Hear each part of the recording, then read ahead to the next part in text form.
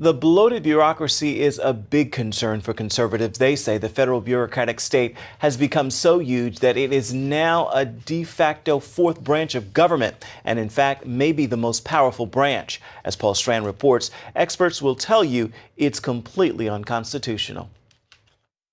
If there's one thing the Founding Fathers cared about, it was liberty. And the last thing they would have wanted was an unelected bureaucracy that could steal your property, your rights, and even your freedom. It's fifth grade civics all over again, right? Law School Assistant Dean Richard Kelsey says those Founding Fathers were clear and deliberate about what they'd allow constitutionally. They took a lot of time trying to figure out how to get this right. Remember, we had the Articles of Confederation first, didn't work. So we got together, had a constitutional convention, and we spent a lot of time trying to figure out how do we make this delicate balance of power. The founders decided only the politicians in Congress, those closest to and most easily held accountable by the voters, could make the laws that would reign over and even threaten those voters.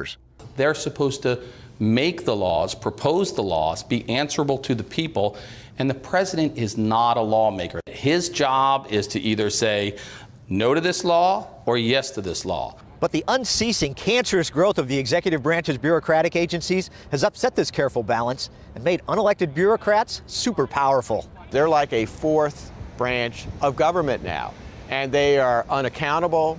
They're unanswerable to the voters, and they can get away with just about anything they want without any consequences. And that's allowed modern presidents to basically take the law into their own hands. And President Obama has made this his forte, unconstitutional though it may be. What he's doing now is he's saying, hey, Congress isn't working. It's not doing what I want. I'll go around Congress.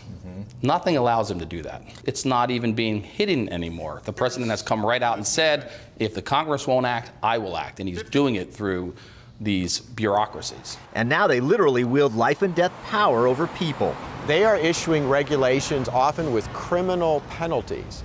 That's something only Congress should be able to do. And yet these unelected bureaucrats have the ability now to declare that certain actions will potentially land you in jail. That's how powerful they've become.